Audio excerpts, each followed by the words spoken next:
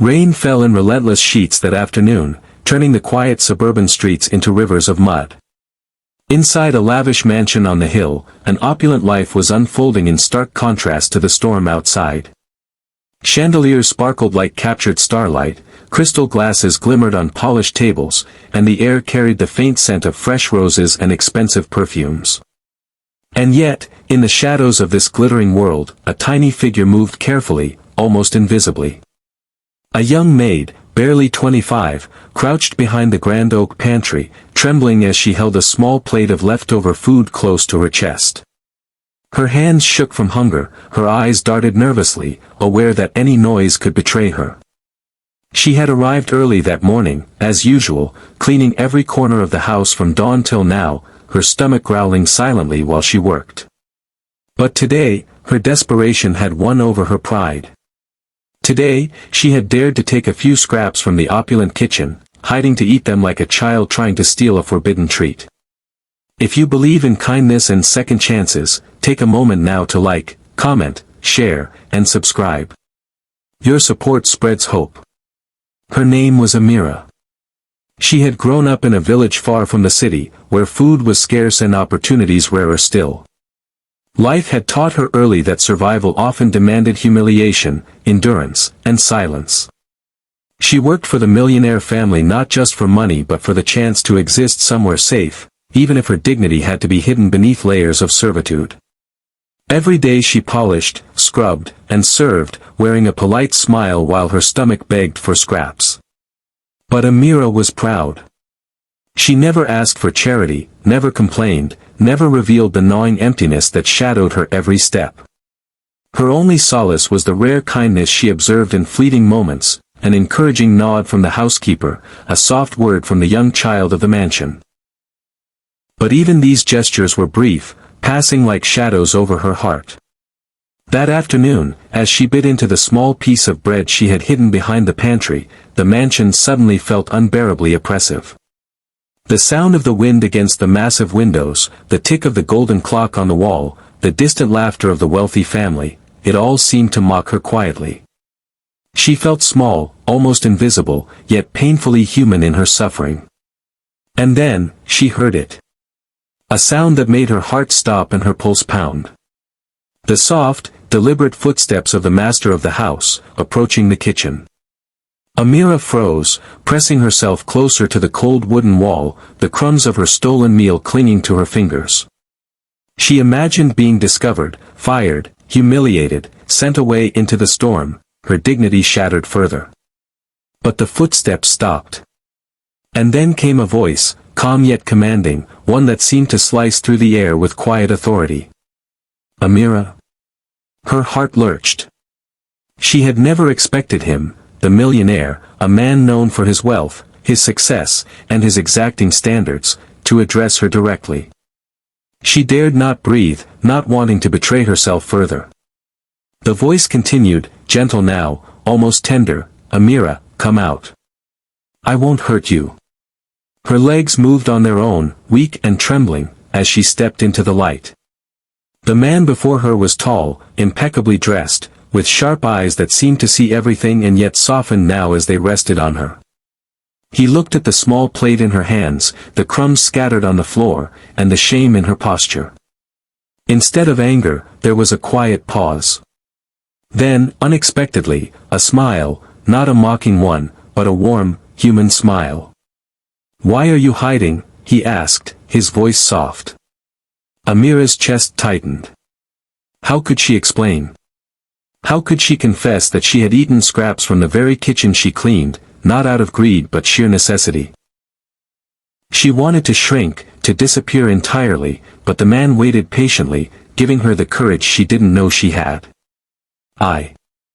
I was hungry, she whispered finally, barely audible, ashamed of the simplicity of her truth.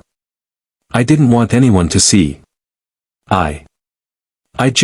Her words faltered, but the honesty in them shone brighter than any polished silverware in the room. The millionaire nodded slowly, absorbing the weight of her words. He saw not a thief, but a human being pushed to the edge by circumstance, a soul silently struggling to survive in a world that often ignored people like her.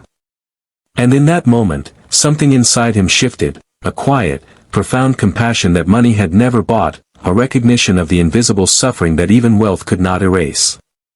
He bent slightly, closing the distance between them, and said, "Amira, no one should go hungry. Not anyone. Not ever." Amira blinked, stunned. She had expected scolding, punishment, humiliation, but never this. Her heart pounded with disbelief, with the shock of kindness she had never truly received before. She could barely meet his eyes, afraid that if she did, she would dissolve into tears. He gestured toward the pantry, then the kitchen, and finally the dining table. "Come with me. You don't have to hide anymore. Sit, eat, and know that it's yours." Tears filled her eyes. She tried to smile but failed, overwhelmed by the sheer impossibility of the moment. Slowly, hesitantly, she followed him, her trembling hands now empty but her heart brimming with something she hadn't felt in years, hope. As she sat at the table, he placed a plate before her, piled with warm food, rice, vegetables, meat, bread, everything she hadn't eaten in days. The aroma alone brought back memories of childhood meals she had once shared with her family before life scattered them like leaves in the wind. She took a tentative bite, savoring each mouthful as though tasting sunlight itself. The millionaire watched silently, giving her space, yet his presence was steady, comforting. After a few moments, he spoke again, his tone reflective. "I've lived in this house for decades, surrounded by comfort and luxury, and yet I realize now that the people who keep this place running are the ones who see the real world, the world beyond these walls. You've reminded me of something very important, Amira. Humanity isn't measured by wealth, but by compassion." Amira's tears spilled over at last. She tried to wipe them away, ashamed, but he shook his head gently. "Don't hide your feelings," he said. "There's no shame in need, no shame in hunger, no shame in being human." In the days that followed, life at the mansion subtly shifted. The millionaire, whose name was Jonathan, did not just provide Amira with meals, but ensured she had everything she needed. Fresh clothes, a comfortable room, a chance to rest properly. He began speaking with the staff more often, asking about their well-being, listening in a way that was rare in a world driven by profit and status. Amira, in turn, found herself changing. She walked taller, smiled more freely, and allowed herself to hope again. She still worked hard, but now there was dignity in her effort, a recognition that she mattered not just as a servant but as a person. She discovered that kindness was not weakness, but a bridge between hearts, and that a single gesture could ripple out to change countless lives. One evening, after finishing her chores, Amira lingered in the kitchen. She looked around at the gleaming counters, the untouched silver, and thought of the day Jonathan had found her hiding behind the pantry. A smile formed, quiet but genuine. She realized something profound. It wasn't just the food that had nourished her, it was being seen, being acknowledged, being treated with humanity when the world had mostly ignored her. Weeks turned into months, and the bond between Jonathan and Amira grew. Not romantic, but deeply human, built on mutual respect and understanding. Jonathan often remarked how he had learned more about life in these months than he had in decades of business meetings and high society gatherings. Amira's courage, her honesty, her resilience had opened a window to a world he had never known, a world where wealth was meaningless without empathy, where power found its true purpose in lifting others rather than dominating them. One rainy afternoon, mirroring the day she had first hidden behind the pantry, Amira looked out the window at the downpour. She thought about the countless people in the world still struggling silently, hiding their needs, waiting for a chance they might never receive.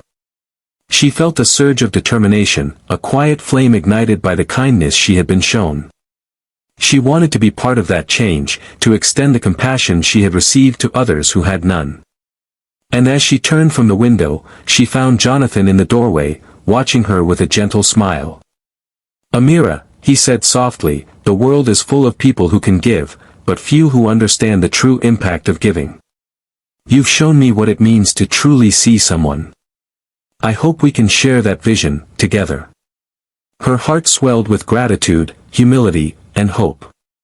She nodded, tears forming again, this time not from fear or shame, but from the overwhelming beauty of human connection. In that moment, Amira realized that her life, once defined by scarcity and fear, was now intertwined with a new narrative, one of dignity, care, and possibility. If this story has touched your heart, please engage with this video, like, comment, and share. Let the world know that kindness can change lives. And before you go, I'd love for you to leave a comment sharing a moment when someone's simple act of compassion transformed your life. Because in a world that often values wealth over humanity, the truth remains. The most powerful gift is seeing another person, understanding their struggle, and responding with a heart wide open. Amira's story reminds us that even a single act of empathy can ripple across lives, turning despair into hope, fear into courage, and loneliness into connection. And as the mansion glimmered in the soft light of the evening, with raindrops still pattering gently against the windows, Amira understood a truth she would carry forever: kindness is never wasted, and every soul deserves to be seen.